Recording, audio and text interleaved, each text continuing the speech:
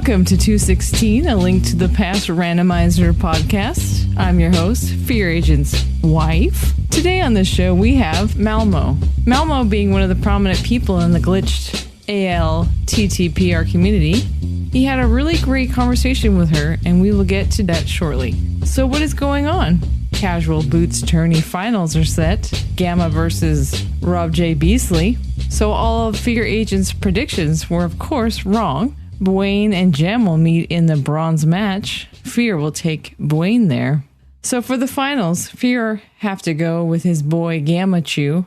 Sorry, Gamma. Cross Keys tourney is moving along. We are in the top 8. Wall Kicks versus Gamma with Wall Kicks taking game 1. Telthar versus Illis. Matches are on the schedule. Humbug versus Raymond with Raymond taking the victory there in 2 games. So Raymond is on to the semifinals. CS Tudor won his match over Azelga, and Schulzer won his game against Megawatt. So we have CS Tudor versus Schulzer. All of Fear's predictions were wrong except for Raymond. So take no stock in these picks. Fear is picking Wall Kicks over Gamma, Illis over Telethar, and Schulzer over Tudor. Since we have Malmo on the show, going to do a little breakdown of the No Logic tourney that is happening now. The tournament is best of 3 double elimination. In the winner's bracket, we have Malmo versus Krythil. Malmo beat ERD Wong, Bayer, Fox Lisk, and Red Kitsune. Krythil beat Toj So, JD Silvergun, Coxla, and Chex Human. The winner of the Malmo Krythil match will face the winner of the losers bracket. Chex Human beat Tam and is waiting the winner of Ketsuni Mr. Bayer match. All of these matches have been on the Speed Gaming channel, so you can go back and catch anything you missed. So on today's show, we have Malmo. Fear had a great conversation with her, and it was really cool to hear her story, her take on racing and the community. I know Fear wishes he was able to take some of the same approaches to the game that she does. She is calm, cool, and collected. And as we know about Fear, he can be the exact opposite. So enough of me, let's get to the interview with Malmo. All right, Malmo, I'm really excited about having you on the show because I've known you as being a part of the community for a long time, but it feels like we're in 2 separate hemispheres, even though I think we're in the same, similar location time-wise. 2 different hemispheres in the rando world. You really being a big part of the no glitches, overworld glitches, all the kind of crazy stuff. So I'm really interested in hearing your story and how you kind of got involved with rando. Yeah, my rando experiences goes back quite a bit farther than my glitched rando experience. I actually started in, you could technically say 2016, but not really, because I was just playing once on the Desurect version, like the back when you had to download it and generate a seed locally. I did it once. I don't remember anything about that seed or even if I finished it. And I didn't come back in until 2018 when I found some SMZ3 showcase on YouTube. I think this was back when it was brand new. And it was like, oh, this whole thing, you can do Super Metroid and Link to the Past. And I was a big Metroid fan at the time. I was not... I played a lot of Link to the Past as a kid, but I wouldn't have considered myself like a Zelda nut until I started watching the 2018 512 Swiss Spring Tournament. You know the one? Yeah, the big one. I followed that religiously. I was actually rooting for Pink Kitty Rose because she was doing like crazy cool things. I was like, wow, this is a dark horse. I want to follow one person and just, get into that tournament mindset because I was never really a sports kid. I never had like a team to root for. It's just the first time I had that experience. Yeah. I miss Pink Kitty Rose. I haven't seen her in quite a while, but back in 2018, she was racing a lot. All right. So let's, I think, slow things down a little bit because I think we jumped through a lot of stuff. So let's talk gaming history. Were you gaming early on as a kid? I had a Super Nintendo and a computer. So I had like 5 or 6 games that I played regularly on Super Nintendo. Link to the Past was one of them. Yeah. And on the computer, I had Roller Coaster Tycoon, Zoo Tycoon, some other games. Yeah. So those are the ones I spent most of my time in. And then much later, I didn't actually play any modern games until college. And by modern, I meant I played Ocarina of Time for the first time because my housemate had an N64. That's funny. And then I was like, oh, I have so much gaming history to catch up on. I got into the Metroid series, played the Prime trilogy. It's one of my favorite series of all time. Even though I don't really delve into the randomizer or the speedrunning aspect, I loved playing those casually. Sure. I've actually never really played any of the Metroid Prime stuff. That's all first-person shooter, right? It's not. I wouldn't call it first-person shooter. It's more like Zelda in first-person with shooting as your mechanic. But it doesn't feel anything like playing like Call of Duty. Sure. I did play TF2, Team Fortress 2. That's a first-person shooter, but it doesn't take itself seriously, which is why I like it. Metroid, the Metroid series, though, does it still feel like Metroid, even though it is first-person? Oh, absolutely. Like Metroid Prime feels like the way Ocarina of Time feels compared to Link to the Past. Like this is what 3D Zelda is like. This is what 3D Metroid would be. This is what you'd expect. Was the SNES your first system? SNES was my only system for like 20 years. Oh, wow. Okay. Yeah, I never got any upgrades. I didn't even ask for them. I didn't want them. I had the SNES. It was good enough. Really? You were just happy and content with the Super Nintendo? And the 5 games, or did you expand upon that? So my parents asked me if I wanted a Game Boy Advance when I was a little kid, and I was like, no, I don't really need it. And wow, the Super Nintendo, your story is so different than everyone else's. Your parents ask for if you want a Game Boy Advance, you're like, yes, please, give me more. I know. I probably should have. That's why I've never played Pokemon, because I just never got into the handheld market. But I did play some Donkey Kong Country, and I never owned the games. I always borrowed them from friends. And somehow my friends never owned the second one in the series, and I really wanted to play that. So that was the first time I went on like the internet to find a game to purchase on eBay, was to get Donkey Kong Country 2. And I would say I was in like high school when I did that. I bought a couple other games, but it was mostly just that one and the rest of the trilogy that I was missing. So you really were just playing the Super Nintendo? Yeah. Wow. Did it stay with you? Like you like as you were growing up, everyone's moving on to the GameCube and Wii and Xbox and everything, and you're just happy and content with your Super Nintendo. And I take it you're probably still doing some computer games as well. I was. The computer games I didn't really upgrade either. I just played the same ones. And then it wasn't until like college where I actually got back into games again. And that's when I started looking at Steam, and Orange Box was a big deal for me, because that was the first time I really played like a PC game. I played Half-Life 2 and Portal. I got it for Portal. Classic. But once I finished Portal, I wanted to do more of that mechanic. So I played Half-Life 2, and then I had Team Fortress 2, and I was like, well, this is the other game I haven't played yet, so I'll play that. And I got really into it. How into it? Were you playing it for like a really long time, or? I have like 700 hours in TF2 over 5 or 6 years.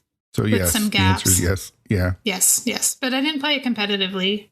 I just played it casually. Yeah, I think Team Fortress 2 kind of lends itself to that too. I mean, there is a competitive angle to it, but it, like you said, it doesn't take itself too seriously. I don't know, it feels different than say like Call of Duty or whatever, some of the other first-person shooter games. Well, the good thing about games that don't take themselves too seriously is they attract players who don't take the game too seriously. I'm not going to say there's no toxicity in TF2.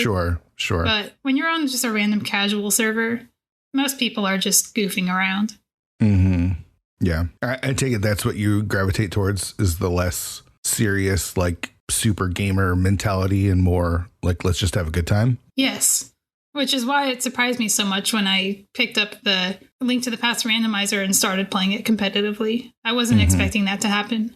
Do you just not have that sort of like competitive edge to you? Not really. I don't know. It's now that I've heard so much about people dealing with tilt and losing and stuff, I consider myself lucky to not care that much about results and how well I do in tournaments and whether I'm playing good or bad.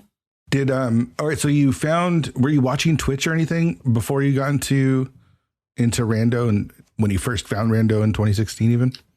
I was not. And actually, when I was watching the tournament, I was watching it entirely on YouTube. And I only turned to Twitch because YouTube was on such a delay from Twitch that I wanted to see the matches before they got spoiled to me on like Discord and such. Yeah. Wow. So you just randomly found the tournament on YouTube? Is that what it was? Yes. Or it was the algorithm seeing that I watched the Super Metroid, the SMZ3 showcase, and saying, you might like this. Right. And I did. So thank the YouTube algorithm, which is not something I will ever say again in my life. Yeah, the first win for that one. So when you first found Link to the Past Randomizer, you said it was 2016. This is pre-website. This is like punch it in, get a seed. It was all patching, right? It was. And I found it because a friend, the same college friend who lent me her N64, linked me a marathon that was happening where they were changing the game based on a vote. So like 5 minutes into a game, they can vote to change the game. Mm-hmm. And one of the games in the rotation was Link to the Past Randomizer, and I wanted to see it. And I was like, wait, I want to see more of this game. They're changing it to something else.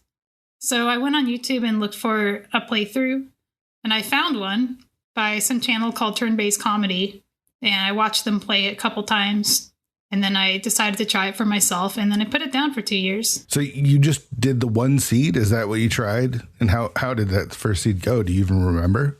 I have no memory. I don't know if I finished it. I didn't have a concept of go mode or anything like that. Mm-hmm. As far as I'm aware, like I probably played it casually and beat it, but I'm not even sure about that.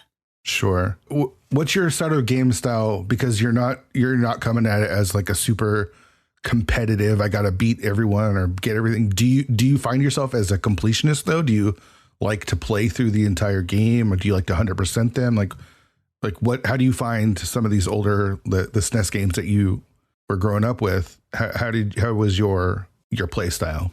As a kid, I was definitely talk to every NPC and collect every heart piece. And I liked exploring the boundaries. I remember when I was, really little and Link to the Past, trying to like mirror on top of buildings in Village of Outcasts, thinking it would take me to the roof. And I think maybe some of that mindset may have contributed to my love of glitch modes now. Like I really wanted to go to the clouds on Death Mountain. They looked so solid. And for turns sure. out you can't. They're actually they're liquid. I'll have you know. They're made of water, not land. That is too funny. I'm sure we're going to talk plenty of glitch stuff because obviously, I mean, this, you're so associated with those categories. You didn't just immediately get into the glitch world and I think I'm going to need you to eventually explain it because I don't even know how the glitch categories like evolved. So you start following in the 512 Swiss, the big one in 2018, right? Yes. I watched that one all the way through to the end. Where did you decide to pick up the game again, or were you just watching PKR? I picked up the game, but I don't remember what phase I did that. But I do have I saved this old post. My very first post on Discord was me going into tech support and asking, how do I unpatch my ROM with this 2016 Desirect seed on it? And the answer is you can't. So I had actually destroyed my Japanese 1.0 ROM and had to figure that one out on my own. But that was I could look at the date and see like when that would have been, but it was in 2018 at some point. The first thing I did after that tournament ended was actually watch the Overworld Glitches tournament. So there was already an Overworld Glitches subset going on when you got into it. There was. It was very fringe. There's like a channel on Discord. I mean, there is now, but the channel on Discord, it was maybe like just a few people. It's not even really the same people who are active now, doing basically the same thing they're doing now, sharing new finds, discussing the tech and so on. But I don't really know how they were organizing races. There was a tournament server that I actually admin now. I'm the owner of the server, but at the time it was run by Michael K. And he was running tournaments off of it. So that's probably how they did most of their communications. So a lot of the Overworld Glitches stuff probably comes from just people exploring the game in different like vanilla speedrun sort of like categories, right? Like the RMG, the category and things like that. Did the Overworld Glitches evolve from that, or was there new glitches that were discovered through the rando? So I think there are probably better people to explain the history of glitches than me, and I highly encourage you to invite some of them. I think Tajso is a really good one to go into the weeds of the history, but there was a time when the biggest glitch they had was EG, and it still is the biggest glitch, but we just ban it because it's too strong. And you could beat the game in a couple minutes, and it was a big deal. there was a document going around in the kind of early internet days of challenge runs you could do where you could play as much of the game as possible without Moon Pearl using Super Bunny. There's a very old version of Death Mountain Descent using the mirror that was known at the time. But there wasn't really that much else. Like, nobody knew about boots clipping or one frame clipping until I think the speedrun started picking up on it. Okay. When you pick up Rando, do you immediately gravitate towards the overworld glitches stuff? No, it was just surprising because I was watching the tournament and it was, I really liked watching the people clip around, but I never thought to myself, I can do this too. I just thought, wow, this is a really cool thing that people are doing. It's fun to watch. But I was brand new. Like, I didn't even know blind script. I didn't know anything. So I had a long way to go before I could even think about learning glitches. So I didn't think about learning glitches for another 2 years. Oh, wow. Okay. So from 2018 to 2020, then you're just playing the game. Are you racing? I am racing very little. The most I'm doing is casual, like, community server races. The first one I raced was a group called Crystal Company that you probably heard from Wall Kicks. Same one. I have raced Wall Kicks probably as one of the first people I ever raced because that was the time when he was the person who actually recommended Crystal Company to me because I was asking, how do I get into casual racing when I don't want to set up SRL and I don't really want to be competitive or have to worry about getting good? Yeah. And he said, well, I have the place for you. We do this race every Friday. That was the first time I purchased a microphone because I wanted to be able to talk to the people who were playing. Sure. Yeah. And so you started with the Crystal Company. Was that the first like community that embraced you? You said your friend kind of turned you on to some of the stuff, but did you kind of just come in on your own and start meeting people? The friend was actually like not in the community at all. Like, I don't even think she plays Link to the Past. She had the N64, you know, she was a little bit generation ahead of me or behind me.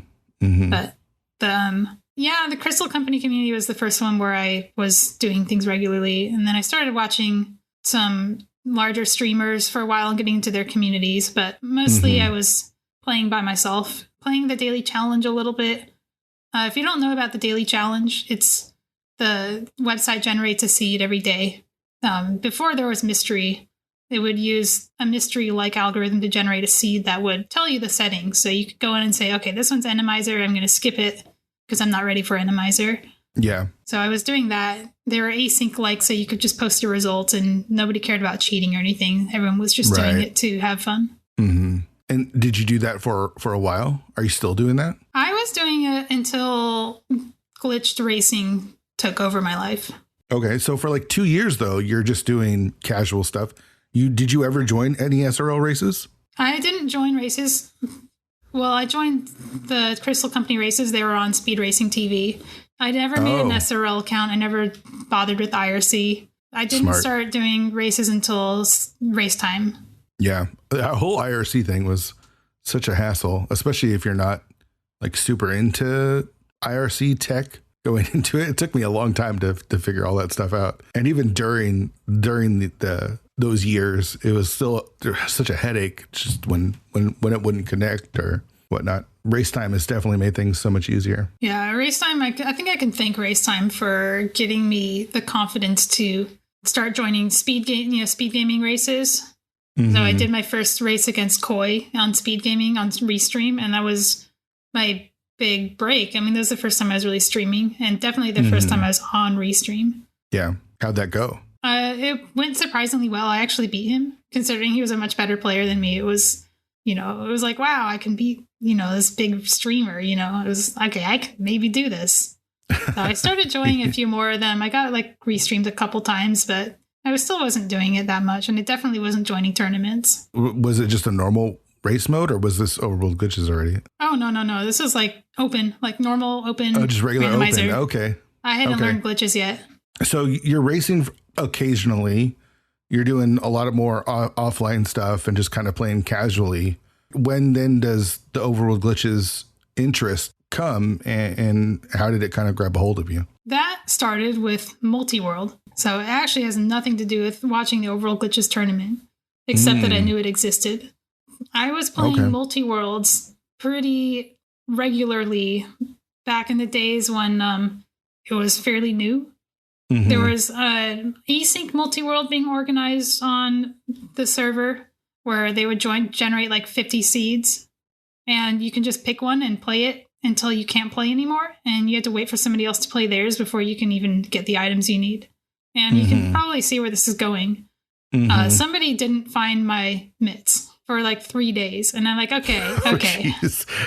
I want to finish my seed. Wow. Yeah. How do I do this?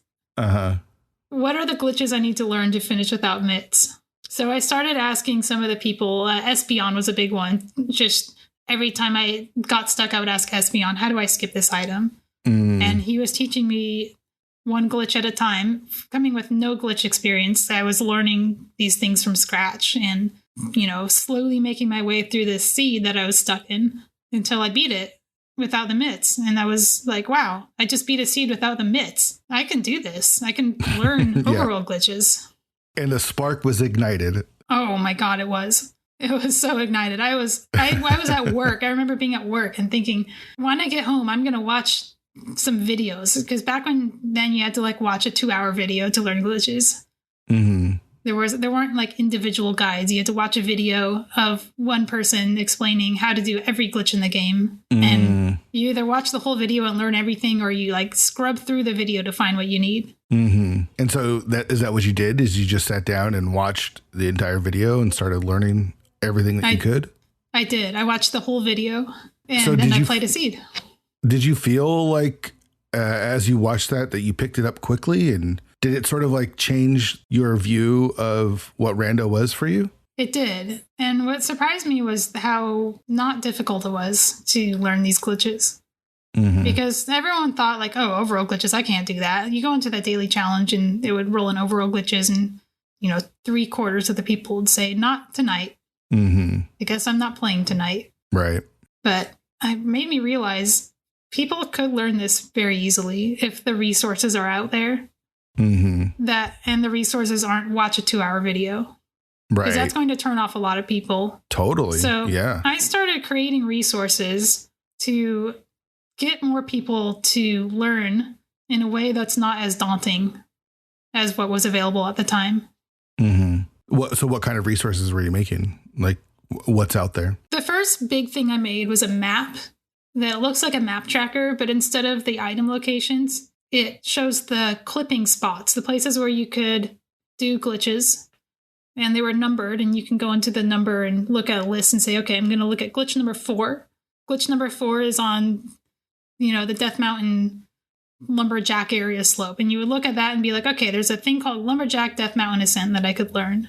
That gets me up the mountain.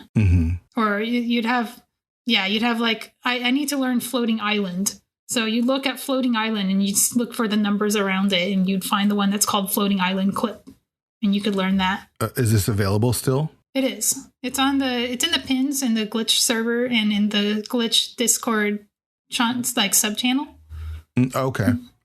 There's a bunch of other things I made since then, but that was the first big project. Did you start to see more people playing overworld glitches then? Yes. Well, that's gotta be exciting, like, right? Like you get into it, and are you able to like take what you can to help other people to figure it out? Because I feel like one of the biggest hurdles is learning it all. Like that's kind of one of the reasons I've never really dipped my toe in, is it just feels daunting to learn so much. Yeah, but so there were a few people who just picked it up, and I think there always are a few people every now and then who will become curious. Daily challenge is a big fueler of that. People will see those seeds that they can't play and say, well, I want to be in on this. I don't want to miss a seed denied just because it's overworld glitches. So we have a couple people in the community who taught themselves because of that. Mr. Pyre is one of them. There's a couple others. But the thing that really got people into back in, that bolstered the racing community was I started pushing for it really hard. Like this was, I'm going to take credit for this. I really pushed the racing community into glitched modes, or at least pushed people into the glitch racing. Because at the time that I joined, all the people who were running the 2018 tournament were not active. There were just a couple people, Chex Heeman and Spleeby mostly, who would race each other like maybe once a week. And that was it. That was the racing scene. And I said, hey, maybe the reason people aren't getting into this is because nobody is restreaming it on speed gaming. Nobody even knows it exists. People who do know it exists think it's really hard to learn. So what are we going to do about this? That's when I reached out to Go Mode Podcast and asked them if we could do a showcase race, because speed gaming wasn't putting on streams because they knew if they did, nobody would show up. Yeah. So if I could find somebody who would show up, I could at least put on some kind of 1v1 stream where people could watch.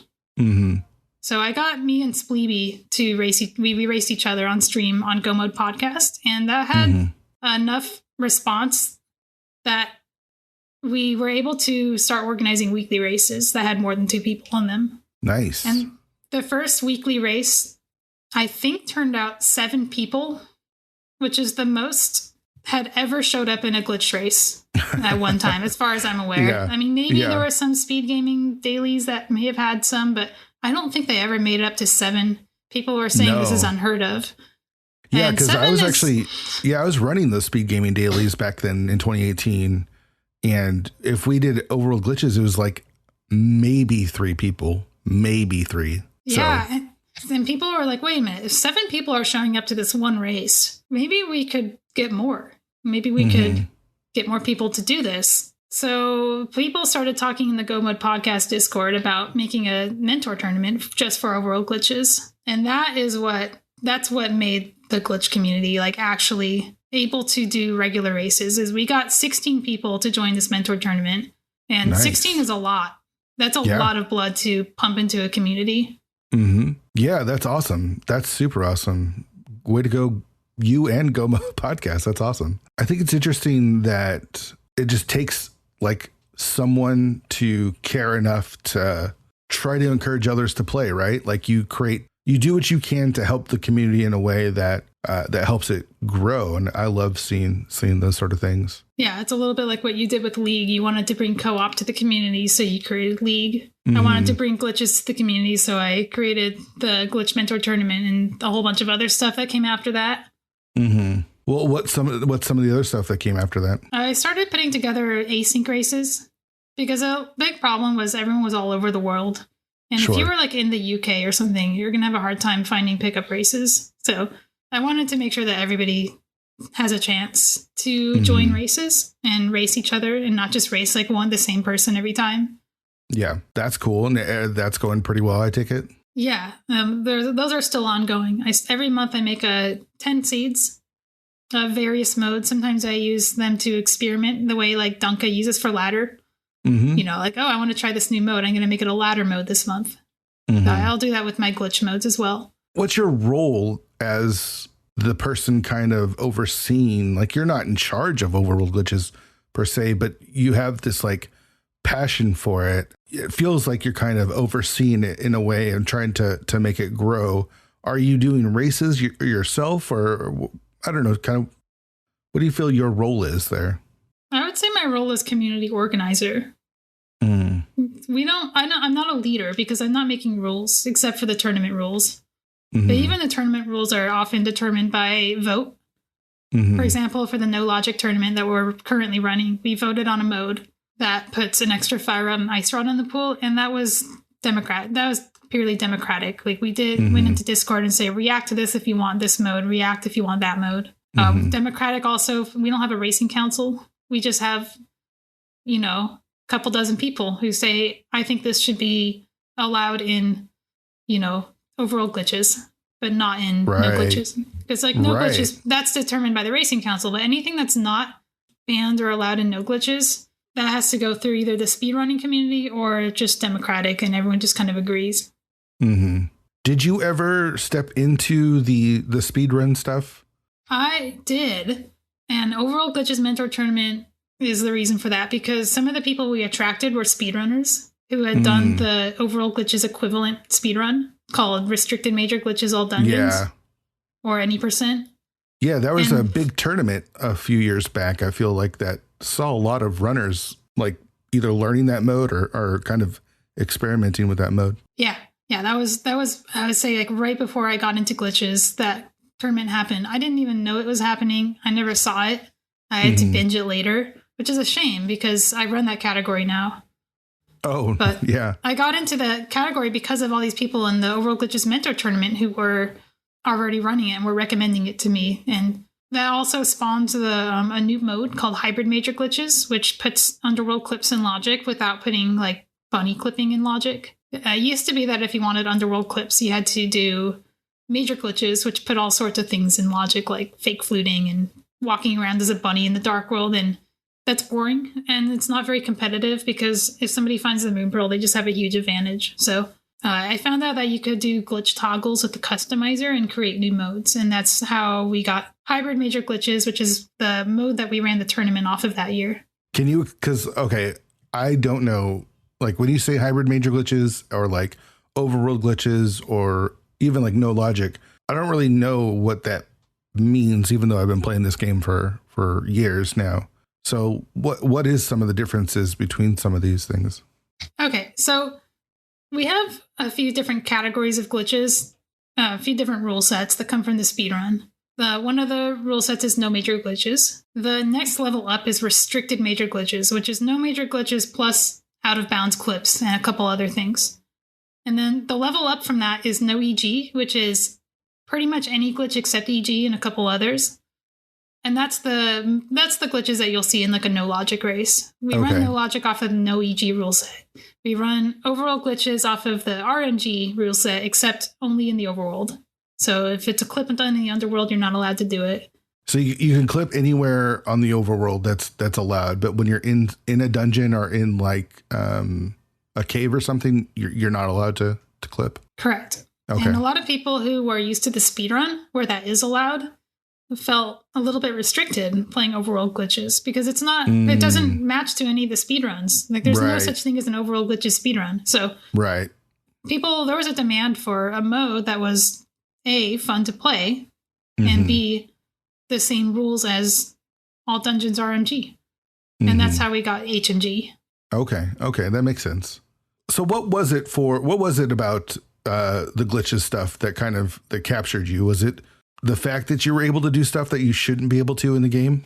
Like when you talked about wanting to be able to walk on the clouds? Yeah, it was a little bit of that. You know, there's a little bit of, what do you call it? Like, ooh, haha, I'm breaking the rules. Hee hee. That gets, you know, I guess I'm not going to say it gets old, but you get used to that as the default mode of playing and it stops feeling that way. You don't really feel like you're cheating anymore. You're just playing the game. Sure. But the fact that the glitches themselves are really fun to do is appealing in and of itself. And the way that it opens the routing to allow for more creativity than no glitches would allow was probably the number one appeal to me. Yeah. Do you have more of a competitive edge to you when you're playing this? Or is it still similar and you're just kind of trying to help the community catch that competitive spirit? Or how is it? I am definitely more competitive now than I was before. I'm in the tournament. I made it to round 4 of No Logic so far. Like I'm still in it in the winner's bracket. So like being able to make it that far into a tournament does get to your head a little bit. And it's hard not to want to keep going when you're that far in. Yeah. And even like HMG, I didn't do like nearly as well in HMG, but I still won races against people. And, you know, like in pickup races, I could hold my own, and being able to do that motivated me to keep learning and to stay good. And learning the speedrun where the competition is against yourself also made me want to keep improving, because competition against yourself feels very different from competition against other players. Oh, yeah. Yeah, for sure. Like when you make a mistake, it's, you know, you have no one to blame but yourself. Right.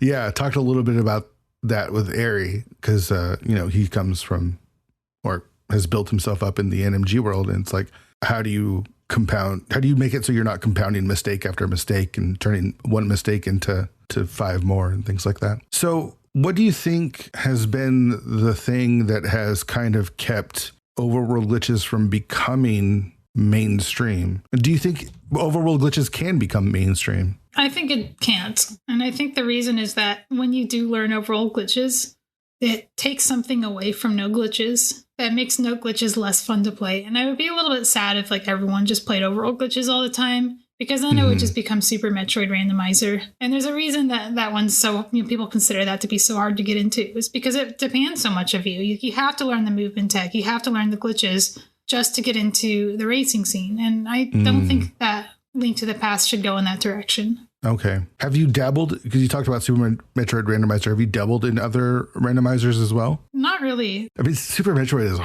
is such a hard game. It really is. I think that's one of the reasons it's been hard for me to even like think about attempting SMZ3 is the level of difficulty in Super Metroid. It just feels so different. For anybody listening, I promise you, glitch modes in Link to the Past are easier to learn than Super Metroid. Sure. There's nothing that you learn that's actually mechanically difficult to do, short of hitting two buttons at the same time. And even that, you can make it easy just by hitting them with the same hand. It might take some adjustment to change your grip, but once you've done it, it's not hard. Mm-hmm. So once the glitch category has kind of got its hook in you, did you stop playing normal modes? Have you continued to play normal random modes? I have almost completely stopped. It makes me a little sad because I used to be a little bit like when I was playing on my own casually, I was playing a lot of cross keys. And now I can't really play cross keys anymore without wishing I was playing glitches. And glitch cross keys just kind of defeats the purpose of having connectors. So now if I want to scratch that itch, I play Dorando because Dorando actually makes the glitches not work as well in the underworld. Like even when you do no logic Dorando, it's actually really hard to do because the glitches that you would do indoors don't work half the time. Sure. Dorando is something that on the podcast, I haven't even delved into with anyone because it does feel, Dorando feels so daunting, but it's almost like, this game is almost like a drug in a sense as you get a little taste, right? You get a little bit of like, oh, let's mix up the items. And now let's mix up the keys. Now let's mix up the entrances. And now let's throw in glitches. And now let's throw in underworld shuffle. It's like, it's you just can't get enough. Codeman can tell you all about that. Every time I look over at his stream, he's developing some new thing to shuffle. Like the latest thing he has shuffled is the bonkable trees in the overworld. I'm like, are you ever going to run out? Are you ever going to run out of things to shuffle? What is it going to be next? Is it going to be like bushes in the overworld? Like stun prize is now going to be like an item instead of a rupee. What is this? It is crazy. I just did my first Pato Lotto and it was intense. And I'm not going to lie, there's something addicting about it. It does kind of scratch an itch that I didn't even know needed to be scratched. Pottery Lottery is really fun. I thought it was a joke when it was created, and then I actually played it. And you can just turn your brain off. Like do Pottery Lottery with Triforce Hunt. Right. And turn your brain off because you can skip things and not be super punished. It's just like a really good way to chill with friends. Yeah, I think it was that the Avian Art Tournament has like that true pot hunt mode or whatever like that. Like I've watched Spleeby do some of that where like there's 420 different Triforce pieces and you have to get like 213 or something. I'm not much of a memer. Like I don't really care for the meme stuff, but that actually seems like fun in a way that, racing like a normal open or cross keys or whatever feels, I don't know, just feels different enough to like be silly and have a good time with. It is unironically fun. Like it is, I think it is a party. If you are looking for something to do that is not racing competitively, that is the thing you should try first. Yeah. Because it is so hard to take it seriously. Right. I think that's the thing is like you get into tournaments and stuff, you even like with the no logic tournament that's going on, you get into it and it's hard not to take it seriously. Yeah, I mean, you probably know about that from League is, you wanted it to be a fun game with friends, but then people started taking it seriously. And yeah, I'm really hoping that glitch modes don't go in that direction too much. Like, yeah, people are taking it seriously, but in the no logic tournament, people have been sacrificing time just to show off the new tech. And I really love that about the community and their willingness to do that. Right, people it's are not losing just races. about the win. People are losing races just so they can show off the new tech. And I would rather they do that than win. Nobody's going to remember like the seed where you play normally, right? They're going to remember you're the first person to pull off Blockbuster in a race. I bet you don't even know what Blockbuster is because it was discovered last month. It was discovered last month. What is Blockbuster? You can like mirror while pushing a block frame perfectly and store that block and then have the block push you through a wall later. And you can use it what to they were using to get to Helmasaur? Like I was watching one of the No Logic races on Speed Gaming, which have been a lot of fun to watch, by the way. Like I'm just watching, having no idea what's going on, but just asking questions and kind of seeing some like pretty crazy tech. But I saw someone get to Helmasaur from like the second room or something. Is that the same thing, or is that something that's different? That's called statue drag. It's I guess it, conceptually it's similar. You're storing a statue dragging state, but Blockbuster is you're storing like a block itself, like a sprite that appears and you push up like a block, and then having that push you through a wall. And you use it to get from checkerboard to hammer pigs. And it's you use it to get one check. Nobody's winning races because of it, but oh boy, chat goes wild when somebody starts mirroring out with a block in their hands. That is funny. It's crazy. Where do you see the community right now as far as the overworld glitches community? Do you feel like it's in a good place? Do you see it growing? Okay, so I forget which of your recent guests said this about 2018 Rando. Was talking about how much more exciting competitive racing was back when people didn't really know what they were doing. People didn't know how to route. There was no meta, or if there was a meta, it was still evolving. And I think we are in that golden age right now with glitch modes, because the meta is still evolving. New glitches are still being discovered. People are still not taking it too seriously, and we're still small enough to self-govern. Yeah, that's the hard part, right? It's like you want people to come into the community, you want more people playing this mode, but then if too many people get in, does it become something that this becomes unwieldy, and you need a council and you need a rule, you know what I mean? Like it becomes, I don't know, it loses that sort of like outsider edge that it currently has. I'm not going to say that I'm looking forward to that day, but I am prepared for it. And I think we have built a tight-knit enough community that people will come together to make sure that it maintains its spirit. Are you glitch hunting yourself? Or, I mean, who's finding all these new glitches? Definitely not me. Other people are doing all of that work. Some people like Mr. Buyer, for example, looking at quadrant glitches. There's just a whole bunch of people looking at glitches right now. But the only thing I'm really doing is taking the glitches other people are finding and creating tutorials so that people can actually learn them without just watching other people do it. Sure. And all of these tutorials are available in the main Discord, the main Rando Discord? Yeah, they're all pinned somewhere. The glitch tournament server is the best place to find them currently, just because that's where I'm posting them and I have a little more control over that server, so I can pin things and stuff. Sure. Otherwise, you have to go in and do a search in the glitch training channel to find what you're looking for.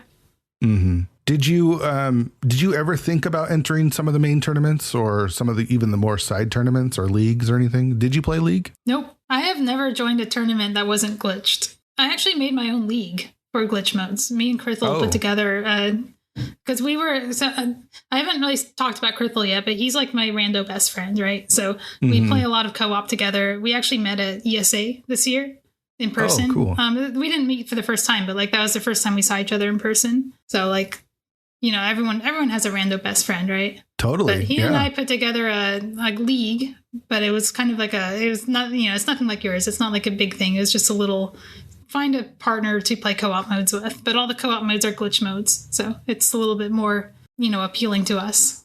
Sure. But isn't that what the fun? I mean, you're talking to me, co-op is the way to play rando. So isn't that just so much more fun to do something like glitch modes with your friend? Oh, it is. And even the weeks where we do solo modes in the glitch league, we allowed you to be in a voice call with your teammate. And I think that main league should consider that. Because that's, I think, what's missing from League right now is the ability to play the game and not feel isolated. Yeah.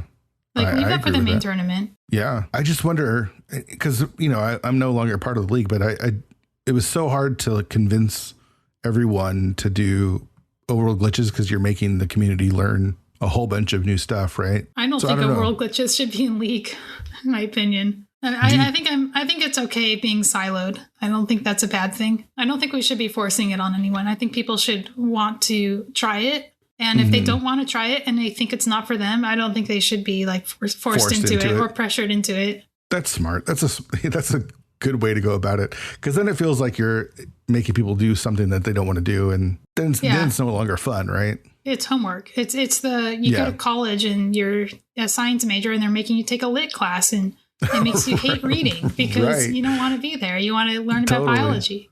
I'm not bitter at all. Yeah, I can tell. Do you like your role where you're at in the community as far as the overworld glitches and being so known for like a spokesperson for overworld glitches? Because I know most of this conversation has kind of been about that and not so much your story. It feels like you're the advocate for all of this. Are you cool with that? Yeah, I'm cool with it. I think as long as people are like good to each other in the community, as long as they don't turn nasty and start, infighting, I'm fine with it. Yeah, for sure. Who are some of the people that you've looked up to in the community when you first started and maybe even now? I would say like Chex Human. When I was getting into glitch modes, I found him because I was asking about inverted glitches and somebody linked me to his inverted NMG run. And I was like, oh, I love the way he just laughs off mistakes and has a generally chill attitude. But also when he really wants to learn something, he dedicates himself to it. So I started following him and he's an incredible runner. Like if you've never watched Chex Human play or even like practice, you're missing out on something because he just has this like aura of like chillness, but not in a like relaxed way, but in a like Zen way. Like I don't know, like he gets really into it and it doesn't get to his head. It's really easy for stuff to just get to your head when you're trying to learn something. You get frustrated and stuff. But he's very patient and he will push through it until he figures it out. And he's really good at the game too. So it's not just chill and whatever. He's legit really good at the game too. Yeah, and that's all coming from the patience, like his willingness to sit down for an hour and puzzle out why what he's doing isn't working and how to make it work and so on. Mm-hmm. I mean, he does this speed run called Delete Ganon, it's a 10-minute speed run where you basically perform ace. You do, I don't know if it's really ace, but it's like definitely some kind of arbitrary memory manipulation using some items. And there's a part at the very end where you have to do 4 frames apart input. And oh my gosh. You know what? He did it. And I think he has like less than 10 complete runs out of 100. Like that alone, just seeing that split, like, 8 out of 100 complete runs should show you what kind of runner he is. His willingness to go through 100 runs until he gets it right 8 times. Yeah, that's crazy. So is there anyone else that's kind of that you look up to? God, it's so hard to pick. I mean, I've already mentioned Krithel and a few other people like Mr. Beyer and stuff. Like Mr. Beyer is one of the people who learned glitch modes by himself. Like I don't think he was really using any of the resources beyond the videos that were available at the time. He wasn't streaming. People weren't really helping him. He just kind of did it. So having him enter the glitched racing community from seemingly nowhere was kind of cool as well. Yeah, that's awesome. We did get a question for you from Pelmancott in the guest questions, and I think we kind of just answered it. But do you think we'll see a glitch mode in the league, and why or why not? I think you kind of answered that, right? Like you'd prefer that they don't do it. I mean, I think if they want to, and I think they're ready for it, then be my guest. It's not my league, right? Right. But I don't think it should be forced on people. I think people should enter the glitch community because they want to, and not because they feel obligated to be one of 3 people who can do glitch modes when it comes up. Right. Where do you see the glitch mode going from here? Like, where's the community going? The meta is still evolving, and every time we run a tournament, the meta evolves during the tournament. I expect to see the level of competition to be very high, but also for more new players to be able to run so people can always find somebody at their skill level to race. Mm-hmm. And I think that's important for the health of any community is ensuring that new blood can always find a place. Yeah, and I think you've done a really good job of kind of fostering that. I do think it's like a pretty welcoming community. Like for me, when I watch that stuff, I feel intimidated by it. It feels like there's just so much knowledge that is passed along. And But when I watch it and ask questions, it feels like the community is so willing to not make me feel stupid for not knowing. Right. I think that's another thing, is the community feels so welcoming in a way that I haven't fully embraced overworld glitches yet, but I really do enjoy watching them. And I've never been made to feel stupid because I don't know what's going on.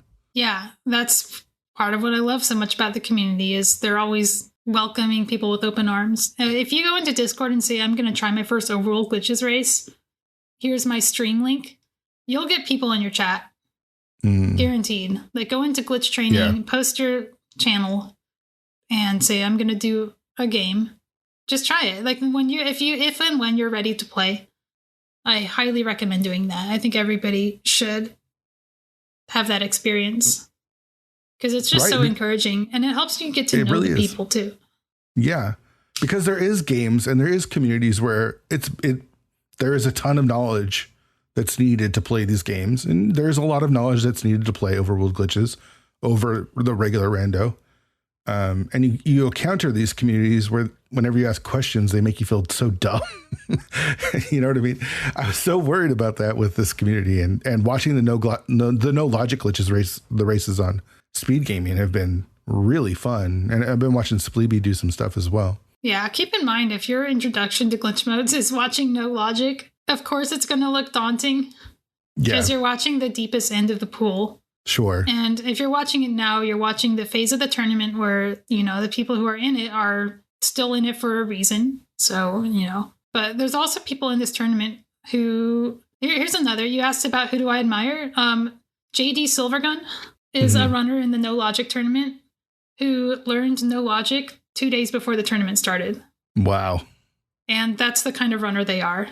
They will just do that. And they'll just say, I'm going to learn this and I'm going to do it no matter how impossible it seems. And they did. And their time improved from like getting 230 seeds to getting like 130 seeds within the 4 races that they did. Yeah. I mean, even with No Logic being the deep end, again, the community, if you go and just watch and ask questions, because the community is so tight knit, everyone in chat is so filled with knowledge and willing to share it. And when you ask a question like what the heck just happened there, no one like laughs at you or tries to make you feel like you're stupid for not knowing. Yeah, or makes some joke answer like, oh, he just walked through a wall. Oh, those jokes get old after a while. Like, oh, walls are a suggestion. That's like the hard glitch mode version of, are they going to pull PED? You get tired of seeing that after a while. For sure. For sure.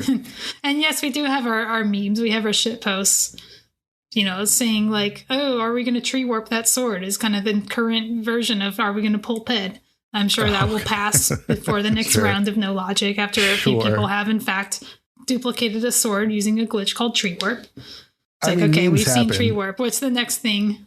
Right. Yeah. You can't mitigate memes. Those are just sort of natural and just kind of happen.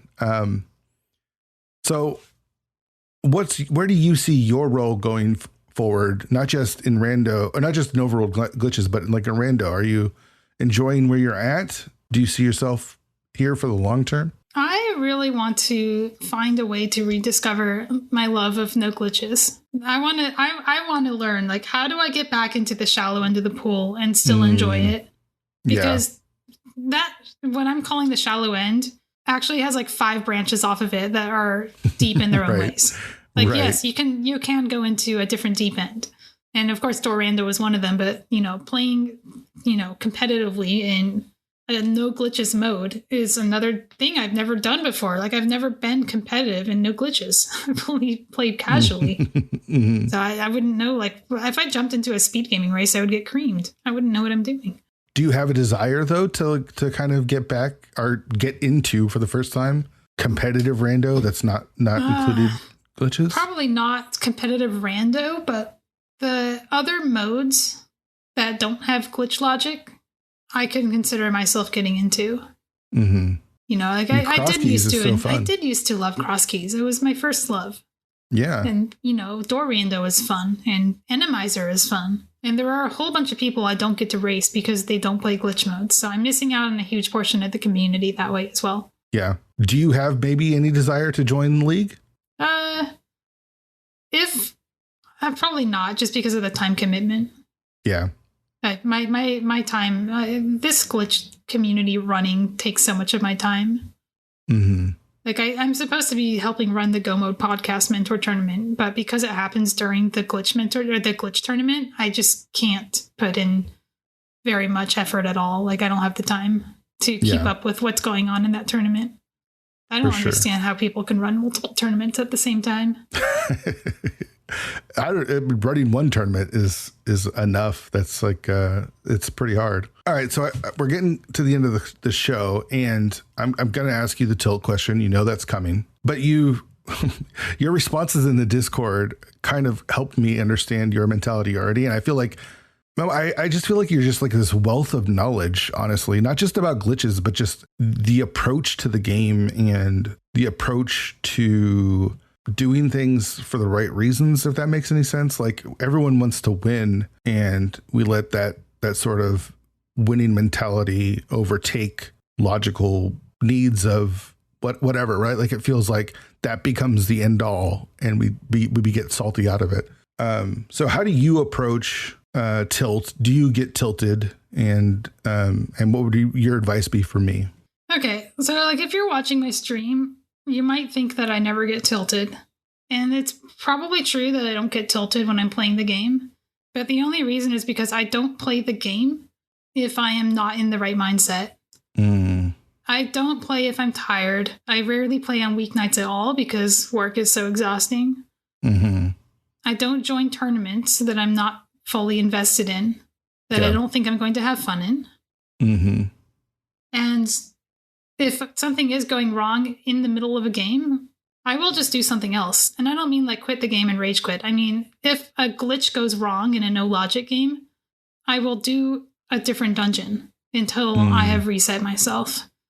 And I think even if the last thing you have to do is this glitch, I still think it's valuable to go and do something else. Go look for an item that will make the game easier for you. Go farm some money, buy a potion, do whatever it takes just to reset yourself. And another thing is, like you touched on, is making sure that you're in it for the right reasons. If you are the kind of person who does get affected by wins and losses, having something else that you're contributing to is really helpful, because your self-worth doesn't have to be completely tied up in your performance in the game, and it shouldn't be. You should never put any of your self-worth in that, because ultimately it's not affecting anyone else. It doesn't matter if you win or lose, except that you get to play more games or don't get to play more games. That's the consequence. Right. Find some way to make, find something else to put your self-worth in. And I think helping other people is a really good start. In real life, if you're having that problem, you can try volunteering your time. If you have a little money, you can donate it. That gives you a little bit of a high, thinking, okay, I did something good today. Right. But in the rando ecosystem, organizing tournaments, doing commentary, helping people, just hanging out in their chat and just chatting with them, like even just lurking, like just find a place for yourself in the ecosystem. You don't need to be a tree to be part of the forest. Wow, that's deep. That's really deep. It's so true though. Like there's so much truth to that. And I feel like, I had multiple people request for you to be on the show because of how much you put into the community, right? Like you give so much of your time and your energy, and that's known. That's people know that and feel that and appreciate that. And it allows them to really enjoy the game and enjoy it beyond the wins and losses. I think the wins and losses just take too much brain space for so many of us, myself included. Like for sure, it's something that I've struggled with for the last 4 years and trying to do. But when you see people like you who are so selfless and so willing to help everyone else enjoy the game, it inspires me. Yeah. And like you've already done that. So if you are feeling down on yourself because you lost a race, think of all the people who are winning races because of League, because they got to learn something from their teammate. Right. Like when I don't care if I lose. If my opponent wins and my opponent is somebody who learned because of my tutorials, that makes me happy. Like they won because of what I put into this community. And Or even if they won on their own, like I'm still happy for them. Like they learned by themselves. I think that's really cool. And I love to see that. Yeah, for sure. For sure. Gosh, is there anything else? I feel like we didn't fully cover you, but we covered so much about you and the overall glitches community. Is there anything else that you want to cover before we head out? I think we covered, I don't like to go into my life, like my life's not that interesting. Let's be completely honest. Well, that's not true. That's not true. I mean, I don't know your full life, but I do know that you're also an incredible artist, and the art that you put out there, a lot of it related to Link to the Past, with some of the sculptures that you've done even are so amazing. Yeah, I guess I can go into the art a little bit. My art just follows what I love at the time. So like when I was in college learning biology, I was designing an alien world and populating it with an ecosystem based on everything I was learning. So I was like, okay, I learned about, insect physiology. Like I'm going to make a creature that uses some parts of that, but is something, new and different. Now I'm playing Link to the Past and I'm doing glitches. So when I do a glitch that creates, lots of graphical corruption, I think this kind of looks cool. Like people don't really think about it, but this looks cool. I'm going to paint it. So yes, I have painted graphical corruption. Like I have a panel I have like 3 paintings of Link to the Past graphical corruption because that's what I'm, looking at right now. Who knows what I'm going to be doing tomorrow? It's so good. I mean, being an artist, I love and am inspired by other artists, and seeing your work has really inspired me. It's really awesome. Yeah, I think, just like you should be playing for yourself, you should be doing what you're doing for the right reason. Like when I make this art, I'm not thinking anybody is going to buy a foot by foot panel of, glitched SNES graphic. Right. If they do, more power to them. But I'm making this because I want to see what this looks like blown up and, in acrylic paint, because I think that would look cool on my wall. Sure. Is there a place people could see your art? Yeah, I have a Tumblr blog. I could put it in the Discord later if you want. Sure. Yeah. We'll link it on the show notes too. All right, Malmo, thank you so much for doing the show and sharing your story and just bringing your positive, good energy to the show. I love when people like you, who aren't so much about the wins and losses, are able to put that into perspective for people like me. Cause I need that. I need people around me that are like, let's have a good time. Right. Yeah, for sure. Yeah. Thanks for talking to me. It was really fun talking about the glitch modes, and I highly recommend you look into some of these other glitch runners and hear their perspective, especially the ones who are actually around for the history, because I think I didn't do it justice. I just wanted to thank Malmo again for coming on the show. I know Fear had a great time and would love to have her on the show again. We've included links to her art blog in the show notes, so check those out. The 216 Weekly is this Saturday at noon Eastern. Last week's Restream winner was Relkin. SG Live 21 Casual Boot Seed this past week was Bananas. You can catch the VOD on that on Fear's YouTube. Relkin chose League Crosskies for the mode this week, so we will be racing that. This is Crosskies with Pseudo Boots. Next Monday, we'll be back with Herfy Durfy. Fear is looking forward to that one, as he hasn't really had a chance to talk with Herf despite being on his podcast several times. So look forward to that. That is next Monday. Thank you, everyone, for listening to the show. Please subscribe wherever you get your podcasts. 216pod.com is the place to be. Get the link and join the Discord. Lots of football talk going on over there. Please leave a review on Apple Podcasts if you can. Thanks again for listening. Fear has a blast doing these. See you next week.